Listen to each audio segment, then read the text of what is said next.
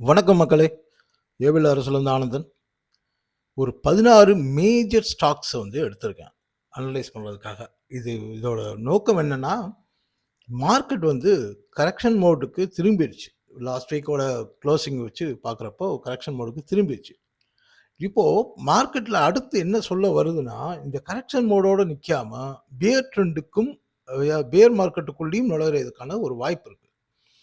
அப்போது இதில் எந்தெந்த வெயிட்டேஜ் உள்ள ஸ்டாக்ஸ் வந்து மேஜரான ஸ்டாக்ஸு கீழே வரப்போதா மேலே வரப்போதா அப்படின்னு தெரிஞ்சுன்னா வெயிட்டேஜுக்கு ஏற்ற மாதிரி தான் மார்க்கெட் மூவ் ஆகும். அப்போ நிஃப்டியை டாமினேட் பண்ணக்கூடிய இந்த 16 ஸ்டாக்ஸை பார்த்து வச்சுக்கிட்டோம்னா நம்ம நிஃப்டியோட மூவ்மெண்ட்டும் தெரியும், அந்தந்த செக்டாரோட மூவ்மெண்ட்டும் தெரியும். போன வீடியோவில் ஒவ்வொரு செக்டாரும் என்ன பண்ண போகுது அப்படின்னு பார்த்துருந்தோம். அந்த செக்டாரில் இருக்கக்கூடிய வெயிட்டேஜ் ஜாஸ்தியாக இருக்கக்கூடிய ஸ்டாக்ஸை தான் இப்போது ஒன்று ஒன்றா பார்க்க போகிறோம். இதை தவிர மக்கள் கேட்டிருக்கீங்க, நிறைய கமெண்ட்டில் கேட்டிருக்கீங்க. அதை கொஞ்சம் லேட்டாக பண்ணுறேன். இதுக்கே எனக்கு வந்து இது ஸ்டாக்ஸுக்கும் செக்டாருக்கும் கிட்டத்தட்ட ஒரு 9 மணி நேரம் ஹோம்ஒர்க் பண்ணியிருக்கேன். இந்த 9 மணி நேரம் ஹோம்ஒர்க்குக்கு பலன் என்னென்னா, இதை யாராவது அழகாக கேட்சப் பண்ணி அதை யூட்டிலைஸ் பண்ணி உங்களோட பணத்தை சேவ் பண்ணிக்கிட்டிங்கன்னா இல்லை வளர்த்துக்கிட்டிங்கன்னா அதுதான் அதோட பெரிய பலன். இப்போ ஒவ்வொரு ஸ்டாக்ஸாக பார்ப்போம். ஃபஸ்ட்டு இருக்கிறதுலே வெயிட்டேஜ் ஜாஸ்தி உள்ள மார்க்கெட்டில் பெரிய வெயிட்டேஜ் உள்ள ஹெச்டிஎஃப்சி பேங்க்.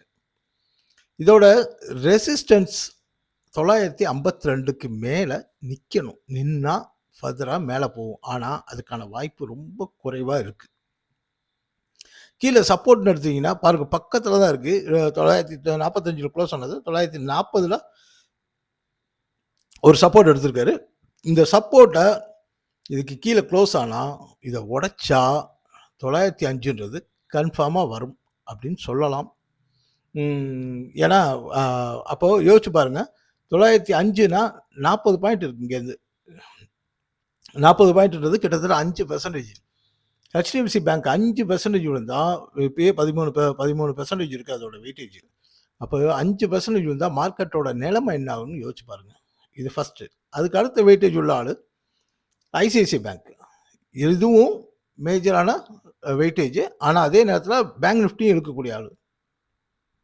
இப்பொழுதுக்கு ரெசிஸ்டன்ஸ் வந்து 13,076. இப்போ க்ளோஸ் வந்து 13,360 க்ளோஸு.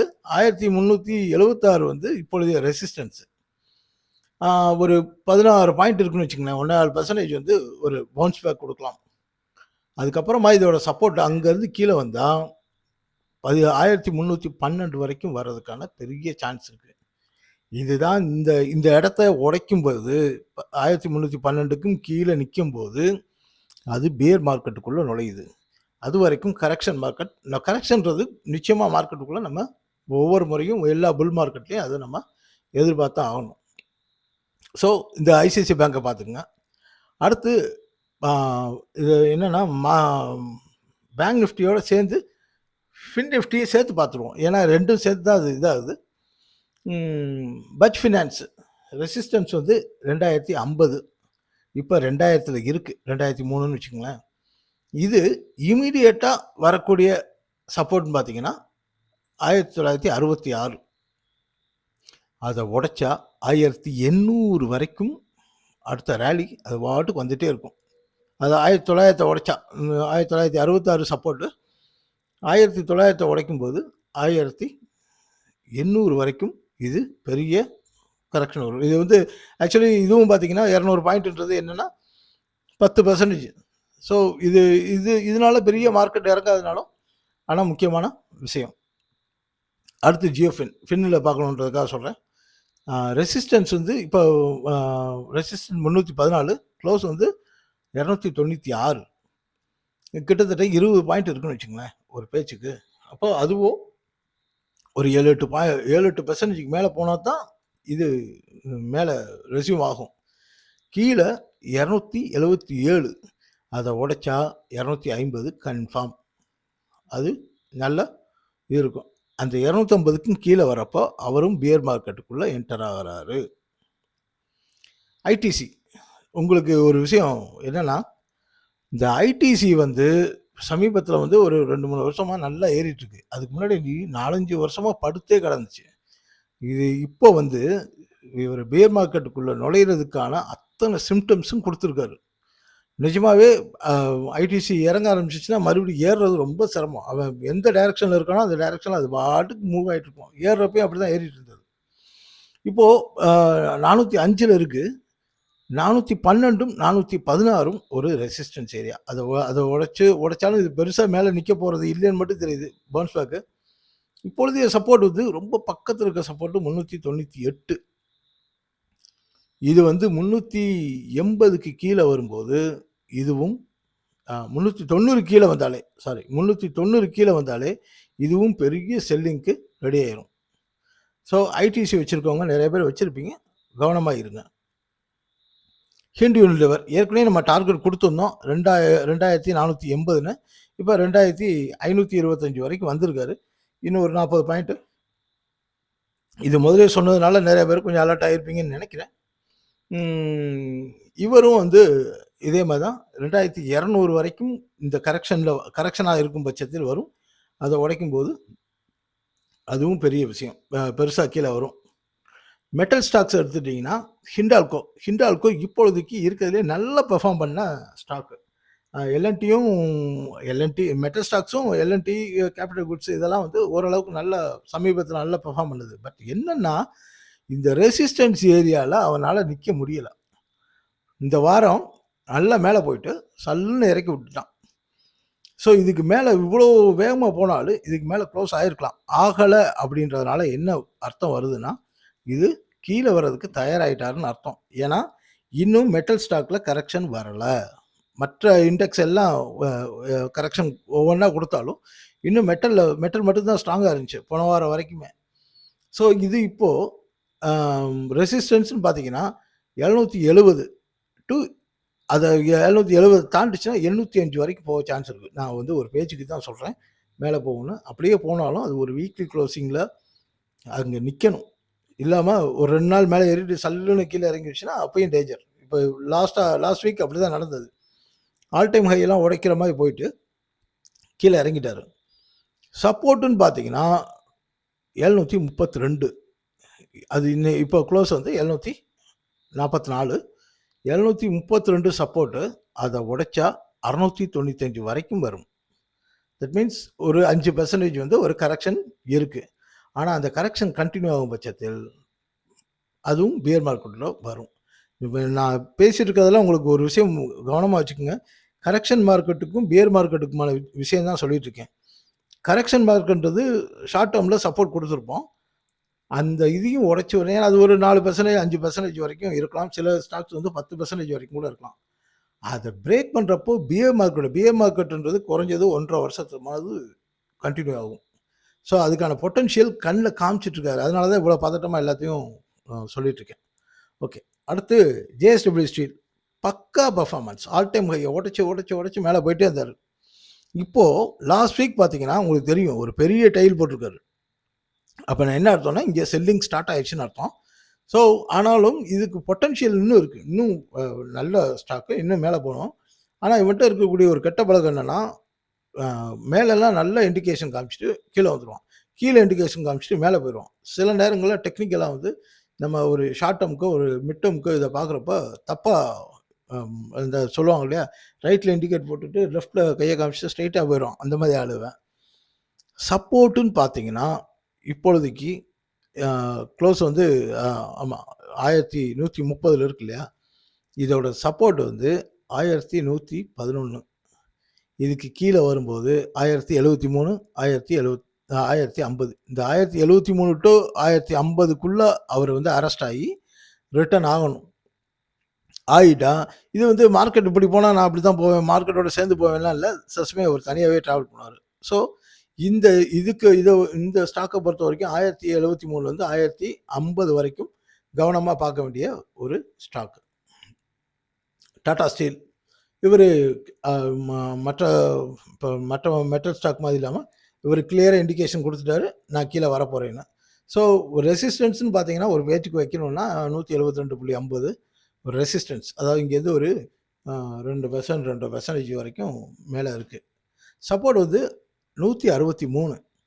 ஒரு ரூ. 4 பக்கம் இருக்குன்னு வச்சுக்கங்களேன். ரூ. 4ன்றது கிட்டத்தட்ட 2%.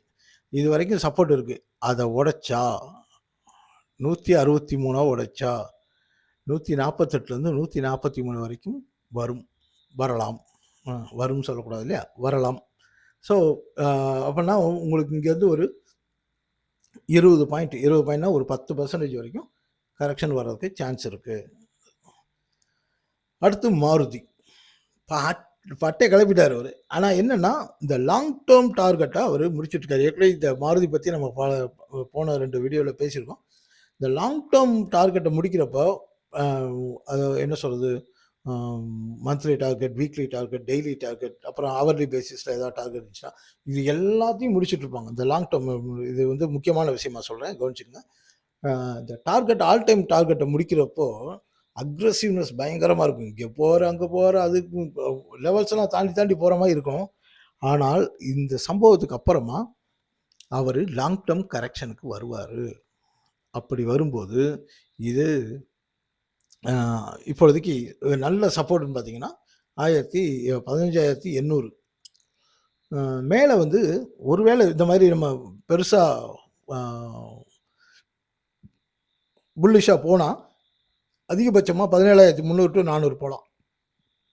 அதிகபட்சமாக இங்கே இது ஒரு என்ன சொல்கிறது, 1000 பாயிண்ட்ன்றது 5% இதை பொறுத்த வரைக்கும். ஸோ 5-6% வச்சுக்கோங்க. அது அவ்வளோ போகுமான்னு தெரியல.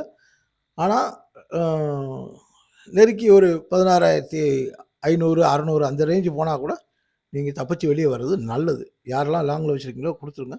ஏன்னா இது மறுபடி கரெக்ஷன் மோடுக்கு, பெரிய கரெக்ஷன் மோடுக்கு வரப்போகுது. கீழே வந்து 15,450 இது வரைக்கும் கரெக்ஷன். 15,450 வரைக்கும் வந்தால் கரெக்ஷன். அதுக்கு மேலே வரும்போது ரொம்ப ரிஸ்க் இருக்குது.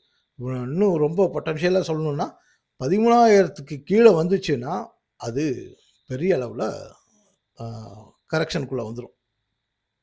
அடுத்ததா எம்என்டம் கிளியர் நோட்டிஃபிகேஷன், நான் கீழே இறங்க போகிறேன்ப்பா, யாரெல்லாம் வர்றீங்களோ வாங்கன்ட்டார்.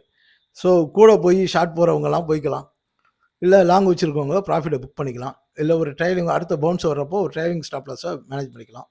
மேலே ரெசிஸ்டன்ஸ் வந்து 3,480. அடுத்த சப்போர்ட், இமீடியட் சப்போர்ட்னு பார்த்தீங்கன்னா 3,286. அப்போ இங்கேருந்து நேற்று க்ளோஸ்லேருந்து பார்த்தீங்கன்னா ஒரு 100 பாயிண்ட்ன்றது ஜஸ்ட் ஒரு 3% தான். 3% வந்து ஒரு கரெக்ஷன், அது சின்ன கரெக்ஷன்.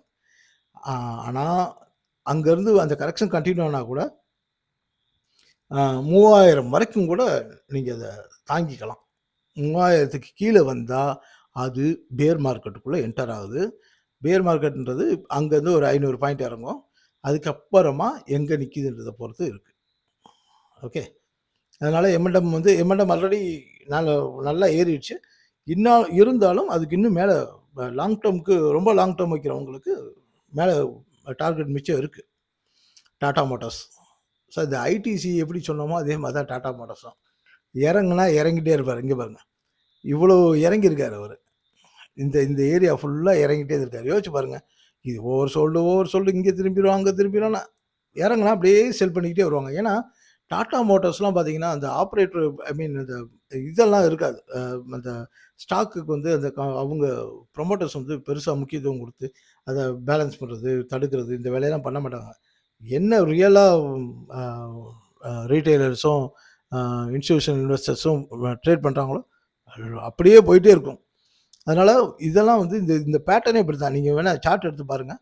ஏறுனா ஏறிக்கிட்டே இருப்பான், இறங்குனா இறங்கிட்டே இருப்பான். இப்போ இறங்க ஆரம்பிச்சிருக்கு. இது வந்து க்ளீனாக டவுன் ட்ரெண்டுக்கு காமிச்சிட்ருக்கு. ஏற்கனவே நம்ம நார்மலாக வீடியோலாம் போடுறதுக்கு முன்னாடி இதுக்கு ஒரு டார்கெட் சொல்லியிருந்தேன், 400 சில்லற வரைக்கும் சொல்லியிருந்தேன் லாங் டேர்முக்கு. இப்போ தான் இறங்கிட்டுருக்கு. இப்பொழுதைக்கு 595 இது வரைக்கும் வந்து கரெக்ஷனை எதிர்பார்க்கலாம். 595 வரைக்கும் கரெக்ஷன் எதிர்பார்க்கலாம். அது 595க்கு கீழே நிற்கும்போது அது பேர் மார்க்கெட்டுக்குள்ளே உள்ளே போகிறதுக்கு சான்ஸ் இருக்குது. ஸோ மேலே சின்னதாக இப்போ சமீபத்திய டார்கெட் என்ன இருக்குன்னா 664ம் 625ம் இப்பொழுதைய டார்கெட்டாக இருக்குது, சப்போர்ட்டாக இருக்குது. அடுத்து இன்ஃபி ஐடி ஸ்டாக்ஸை உள்ளே விழுந்துட்டு இருந்தாலும் இன்ஃபி மட்டும் பெருசா விழுகல. இன்னும் விழுகல. ஏன் இது பெருசா விழுகலைன்னு சொல்றேன்னா, டிசிஎஸ் விழுந்த அளவுக்கு கம்பேர் பண்றப்ப இது விழுகல. ஸோ, நம்ம எப்பயுமே அப்படிதான். ஒரு ஆள் விழுகலைன்னா, அவன் வந்து ரொம்ப ஸ்ட்ராங்கா இருக்கான்னு அர்த்தம் இல்ல. அடுத்து விழுக போறான்னு கூட இன்னொரு அர்த்தம் இருக்கு. ஸோ, அப்படி பார்க்குறப்போ இது ஆ அடுத்த சப்போர்ட் வந்து பக்கத்திலே இருக்கு. இப்போ 1448 இருக்கு இல்லையா? 49 இருக்கு இல்லையா? அடுத்து பக்கத்திலே இருக்கு 1433. இந்த சப்போர்ட்ட உடைக்கும் பட்சத்தில் அங்கருந்து 1415 வரைக்கும் வரலாம். இந்த 1415க்கு கீழ வந்தா பெரிய செல்லிங் இருக்கு. ஸோ, இருந்தாலும் ஸ்டாப் லாஸ் மாதிரி ஒரு ரெசிஸ்டன்ஸ் வச்சுக்கணும்னு வச்சிங்கன்னா, 1502க்கு மேல க்ளோஸ் ஆகணும். க்ளோஸ் ஆனா இன்னொரு பவுன்ஸ் பேக் இருக்கலாம். அதனால இன்ஃபி இன்னும் விழுகல. அடுத்து தயாரா இருக்காரு. இன்ஃபி வச்சிருக்கவங்க கவனமா இருங்க. டிசிஎஸ் துவச்சு தொங்க போட்டுட்டாரு. இந்த வாரம் மட்டுமே இவர் செம்ம அடி வாங்கியிருக்காரு. ஸோ, இவ்வளோ அடி வாங்கினதுனால ஒரு சின்ன ரீபவுன்ஸ் இருக்கலாம். அது 3170 வரைக்கும் மேலே ஒரு ரீபவுன்ஸ் இருக்கலாம். ஒருவேளை இன்னும் நல்லா மேலே போகணும் அப்படின்னா 3057க்கு மேலே க்ளோஸ் ஆச்சுன்னா அந்த 3170 வரைக்கும் ஒரு ரீபவுன்ஸ் இருக்கும். இதுதான் இந்த இது இருக்கு சப்போர்ட்டு. சொல்ல வர விஷயம். இப்பொழுதுக்கு 2780ல் ஒரு சப்போர்ட் இருக்குது. ஆனால் இது எதை நோக்கி போயிட்டுருக்குன்னா 2525 நோக்கி போயிட்டுருக்கு. இதோட மூமெண்ட் பார்த்தீங்கன்னா அப்படி தான் இருக்குது. ஆனால் என்னென்னா இந்த மாதிரி ஃபால் விழுந்துச்சுன்னா ஒரு சின்ன ரீபவுண்ட் இருக்கும். அப்போ பாருங்கள், இங்கேயே ரீபவுண்ட் ஆகிருக்கணும். ஆனாலும் அடுத்து ஏதோ ஒரு நெகட்டிவ் நியூஸ் வந்திருக்கு. திருப்பி இந்த ரீபவுண்ட் இருக்குல்ல, இந்த மாதிரி ஒரு ரீபவுண்ட் வர்றப்போ ஒன்று ஸ்டாக்கை விட்டு வெளியே வாங்க, இல்லை ரீபவுண்ட் ஆகிறப்போ ஷார்ட் போகலாம். ஆனால் நிச்சயமாக இது இப்பொழுதுக்கு பெரிய கரெக்ஷனுக்குள்ளே சிக்கிட்டார் அவர். ஓகே, அடுத்து எல்என்டி. எல்என்டியும் இங்கே சரியாக தெரியல நினைக்கிறேன். எல்என்டி ஏன் எல்என்டியை நம்ம எடுத்துருக்கோம்னா, இவரும் நல்ல வெயிட்டேஜ் உள்ள ஸ்டாக்கு தான். இவரும் அப்படி தான் இந்த ஏரியாவில் ரொம்ப நாளாக கன்சால்டேட் ஆகிட்டே இருக்கார். ஸோ, இதை உடைச்சி மேலே போகிறதுக்கு இந்த வாரம் கூட ட்ரை பண்ணியிருக்காரு. ஆனால் முடியலை. ஏன்னா மார்க்கெட்டும் சேர்ந்து அவருக்கு சப்போர்ட் பண்ணணும் கொஞ்சமாவது. அப்போ தான் இது வந்து மார்க்கெட்டுக்கு அகென்ஸ்டாக ப்ளே பண்ணாது. அதனால் இது வந்து மேலே போகிறதுக்கு முடியாமல் நிற்கிறாரு. இருந்தாலும் இந்த ஏரியாவில் கொஞ்சம் கன்சால்டேஷன் நடக்கலாம். சப்போர்ட்டுன்னு பார்த்தீங்கன்னா இங்கே வந்து 200 பாயிண்ட் கீழே தான் சப்போர்ட் இருக்குது. 200-300 பாயிண்ட் கீழே தான் சப்போர்ட் இருக்குது. ஸோ, இது வரைக்கும் இந்த கரெக்ஷன் வந்தால் வரலாம். 3500 வரைக்கும் வரலாம். அதை உடைச்சா 3120. ஸோ, 700 பாயிண்ட் அப்படின்றது 20%. ஸோ, விழுந்தால் மார்க்கெட்டை பெருசாக பாதிக்கும். அதாவது இண்டெக்ஸை பெருசாக பாதிக்கும். அதனால் இதையும் எல்என்டி வந்து யாராவது, ஏன்னா லாங் டேர்முக்கு உண்மையிலே அது ரொம்ப நல்ல ஸ்டாக்கு. ஆனால் கரெக்ஷன் டைமில் ஒருவேளை அது தெரிஞ்சிச்சுன்னா முன்னாடியே கட் பண்ணியிருப்போம் அந்த மாதிரி யோசிக்கிறவங்களுக்கான இது. மற்றபடி ரொம்ப லாங் டேர்ம், நான் ஒரு 10 வருஷம் வச்சுக்க போகிறேன், 5 வருஷம் வச்சுக்க போகிறேன் அப்படின்றவங்கலாம் இது தரமான ஸ்டாக்கு. ஃபைனலாக நம்ம ரிலையன்ஸ் அண்ணாச்சி. இவர் ரொம்ப க்ளீனாக இருக்கார். இப்போ வந்து 1377 இருக்குது. 1300 வரைக்கும் வருவார். இது வரைக்கும் கரெக்ஷன். 1220 தொடுவார். இந்த இதை சொல்லுவாங்க இல்லையா, இது அது லட்சியம், இது நிச்சயம் அப்படிலாம் சொல்லுவாங்க இல்லையா, அது மாதிரி 1300 நிச்சயம், 1220 லட்சியம்.